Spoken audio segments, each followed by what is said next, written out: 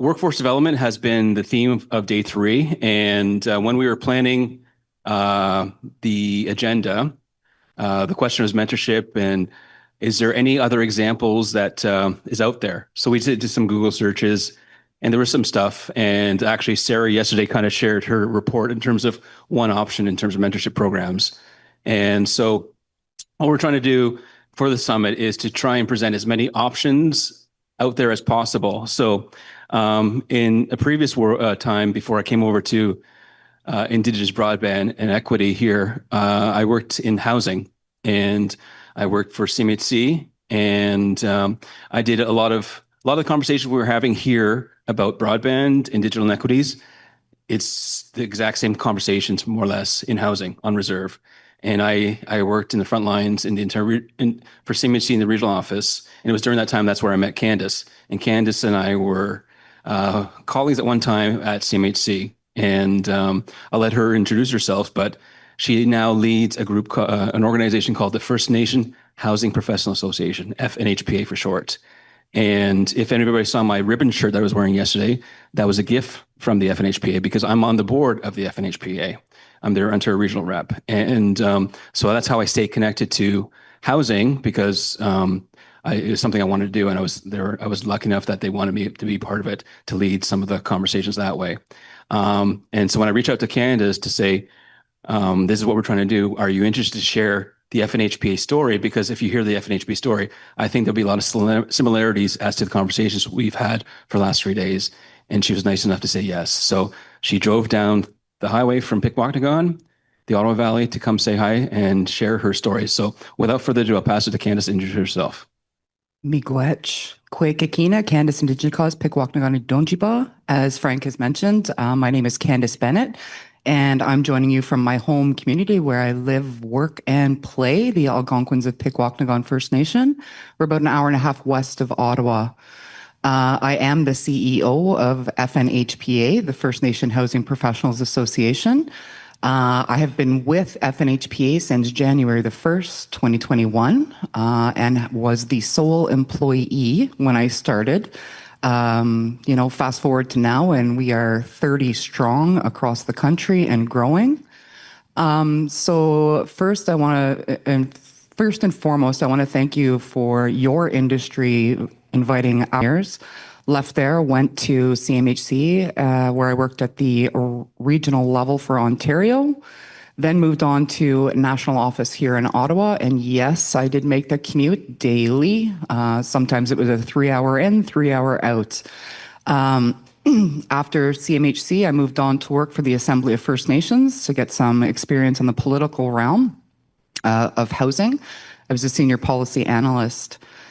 Left there and went back into my home community where I was the general manager of AOPFN Limited Partnership, responsible for renewable energy, forestry, agriculture businesses owned by the First Nation. I am a First Nation housing professional. I am the second that's been designated in Canada. I'm also a certified Aboriginal professional administrator, a certified Indigenous leader, a certified Indigenous human resource professional as well. And I'm also OCAP compliant. So if you see a bit of a, that's a lot of acronyms, that's a lot of things, but I think the most important thing for me to demonstrate is that each one of those designations were designed by First Nation for First Nation. And I take great pride in those designations and certifications from across the country. So to talk a little bit about FNHPA, I'm going to take you back in time to 2018. In 2018, there was investment and support from Canada Mortgage and Housing Corporation, as well as Indigenous Services Canada, to bring together a group of long-tenured staff from across the country. So there was long-tenured housing staff and coupling those with First Nation education experts from across the country. That session was dubbed the incubator session. And I'm going to apologize if I'm coughing because I do have a cold. Thank you. So that incubator session had about 40 to 50 people from across the country. The intent of bringing these individuals together was to really dissect the role of First Nation housing, what a manager has to do, what a tenant relations officer needs to do in our communities. They came together and they dissected these over a number of days, brainstorming, meetings, subsequent meetings. So then we jump ahead to 2019. In 2019, the group of 40 to 50 came down to about 6 founding board members, these individuals from across the country. The intent of this, again, was to really understand that if you work in First Nation housing in a community, you are working in a position that is a non-funded position, not typical where health in our First Nations is funded, where education is funded, First Nation housing is not. We took the time then to really look at it, and we created an education program. So anybody familiar with First Nation housing on reserve at all? Attawapiskat, absolutely. So in those, most communities are lucky to have a half-time individual in the community managing housing. For those who work in First Nation housing, we have to understand that we're managing two. We're managing people and property. And it's our job to ensure that we're making health and safety is always number one. So the creation of this education program, we were able to dissect and pull together and create 8 key housing domains within the positions. Within those domains, there are 37 competencies and 220 knowledge and skill indicators. Now, when our students come in and take these courses, it's not easy to see these skill sets that you're learning. And although the content is developed specifically around housing, these are all transferable skills within community. You are learning project management, contract management, you are learning budgeting, client relations, communications, all of those skills which are transferable to any department, even any industry outside of a First Nation. So within FNHPA, I can literally do a presentation for about 2 hours, but I'm just going to try to give you the high level stuff that I think is going to be of interest to you. We also have 3 national programs. Our first one is our education and certification program, where our first semester of education started on September 2020. 2 semesters a year are delivered. We are currently at 70 designation holders across the country. We've had almost 400 students partake in some or all of the courses to earn their designation.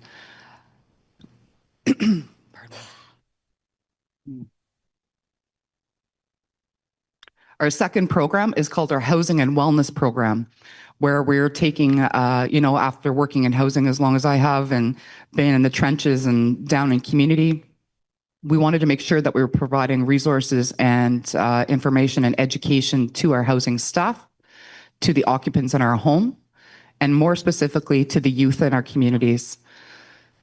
FNHPA has brought over an old project that I think, Frank, you and I actually worked on many, many, many moons ago, called, and it's now called The Keeper of My Home.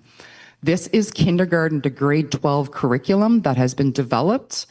The outcomes and indicators are included for each one of the provinces. So what we are doing is teaching youth at a young age about health safety, and home safety and fire as well. So these programs are free. You can download them. They're available in English, they're available in French, and we're currently in the process of having those created into First Nation languages for use across the country. So although these were developed for educators in on-reserve schools, they're being delivered to some off-reserve educational institutes. We have education departments in our communities who are delivering this to day camps that go on in community. So it's really a huge opportunity for us to drive information sharing and starting at a young age. So by the time they come up to, grade 12 or looking at careers, they're very familiar with the industry of housing. So as I mentioned before, FNHPA and those who work in First Nation housing have never had the supports. They've never had the education or training. They've never had the opportunity to network across the country. And that was what FNHPA has created, developing the association. We have really the education that we're trying to do is not only with our community, but again, creating an industry that never existed. So we're creating standards, ethics, standardized job descriptions, salary grids that have never been created, and really supporting that. A big thing for us in housing is I, for myself, had to go off reserve into mainstream to, attach myself to any kind of training that would help me within community. I was big on policy development. I was an expert in collections and arrears and evictions, but I had to go off reserve and take training such as like small claims court, understanding what that is, bring it back home to the community and scratch my head and figure out how am I going to make this fit in our communities. We didn't have any templates, tools, resources, or any support at that time. So really, I'm very passionate about this, and I spend a lot of time mentoring youth in our areas. So much so that FNHPA was the first organization for First Nations that brought in a youth position for our board, where we bring them in. We're not only mentoring them on the housing, on the subject of housing, we're mentoring them on governance, on strategic planning, on the importance of, representing, public speaking, all of these. So every 2 years, FNHPA does a call out and we bring in youth from across the country to sit on our board. Yeah. So thanks. Okay, so you have the story. So you started from one employee yourself, and you're up to whatever you are now. But it's what I've heard in all the stuff that you shared is that you've developed the structure to meet the needs of the housing professionals in each community. I myself, and I got the designation of an HPA because I saw the benefit of it and what it meant. But that was based on the experience I had in working for the CMHC for a long time. But okay, so from a workforce development side of things, we had a conversation this morning about where we're at and where do we see ourselves going and how can we get there. And from what I know with the FNHPA, you've been trying to tackle that situation. You have the K through grade 12, and I know that you're in the early stages of developing a mentorship program, and because you see the need for that as well. So is there anything the FNHPA has done that could be shared with the room in terms of workforce development where you saw the gaps and what you might have done as a leadership team and as the staff to try and tackle that issue? Because, it's not just in housing, it's not just in broadband, it's across the board, where how are we going to attract, retain talent to do the work? And I know that when it came to the professionals designation, the leadership never, because it was underfunded, they never really saw the value of housing until it was gone. But there was no leverage on their part to see the value to pay to say, because they were underpaid in terms of the work they were doing, even though it was essential work. Because if they were gone, the housing portfolio was left unabandoned in essence in terms of overseeing the housing portfolio. Because in community, there's infrastructure, but another big investment in the community is housing, and they can be tens, hundreds of millions of dollars in construction costs. How are you going to maintain that? And so the question, I guess, is from a workforce development side of things, which is our theme today, what do you think that was the best strategy that the FNHPA did to try and tackle that well, not issue, but kind of thing on the table that everybody's dealing with? Ooh, yeah. It's a tough one to answer. Yeah.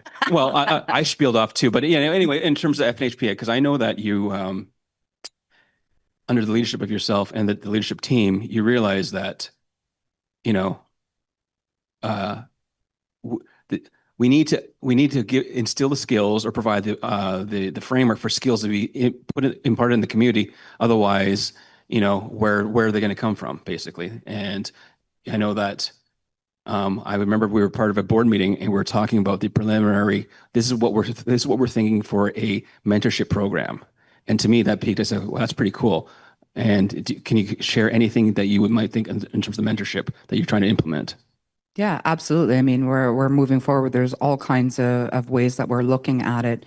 But if you think, I think the best thing for us to describe is how we're building an industry is understanding that typically years ago, if you worked in housing, you know, you were, you know, somebody's walking down the road and you're asked, "Hey, Joe, do you have a job?" "Nope." "Okay, awesome. You're working in housing." So people were literally picked up, thrown into positions without any education or training, and had to like sink or swim, right? And these individuals are looking after multi-million-dollar projects in communities.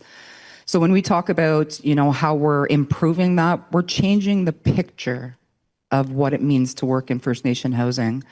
I mean, you guys hear the news, you guys read the news and see everything where housing, First Nation housing is all, the only thing that's really publicized is all the negative aspects of it, you know, fires, homes being like, you know, taken down, you know, homes not lasting more than 5 years or 10 years after new construction.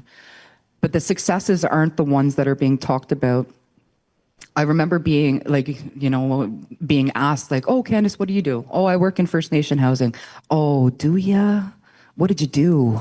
kind of aspect. And we're really changing the picture of that there is glamour, there's satisfaction, there is like, you know, your heart is full when you're working in the industry, because when you're able to see homes being developed and, you know, handing over keys to a family or a mother with 4 kids that didn't have a home, these are the things that fill our cup, and being able to create the passion that goes behind that.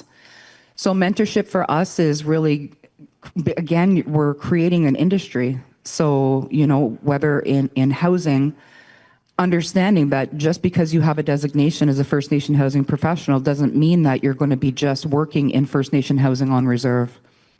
You know, I've done, when I worked in housing in community, I was on the bulldozer. Like, you know, I was out hammering nails.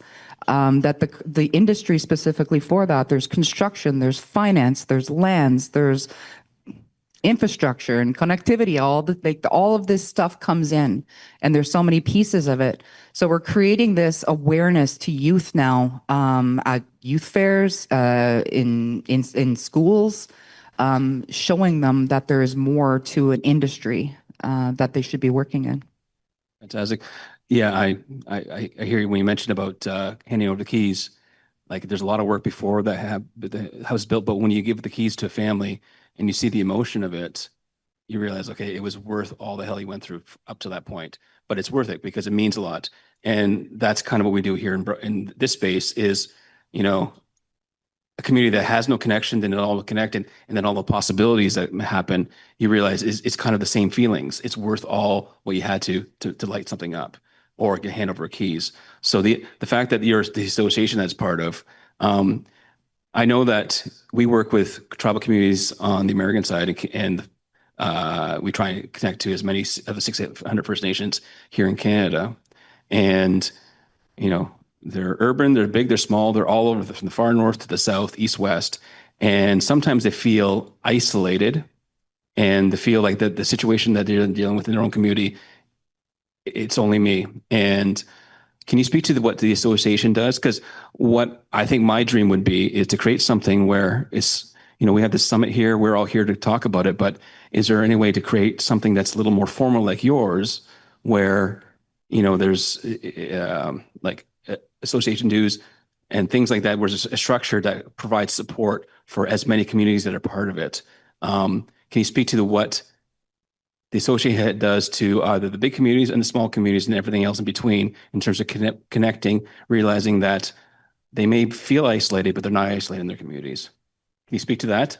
what the association does? Yeah, well, sure. We like incorporated in 2019 as a not-for-profit organization. We have board members across the country, representation. The only vacant spot we have right now is the North, which, we value extremely because the challenges from North to South are so evident, especially when it comes to like barriers and challenges.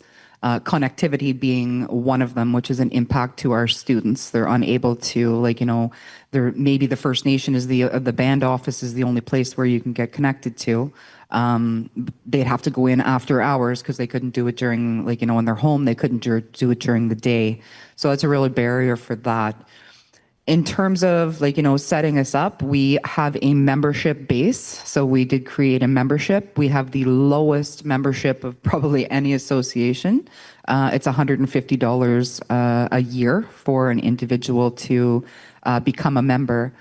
With that membership, we do have access to our knowledge center. So we have a knowledge center which is home to over 650 tools, resources, papers, sample policies, anything that would be needed in community to be able to implement something new for a community who doesn't have a housing policy, who doesn't have an authority model that they follow.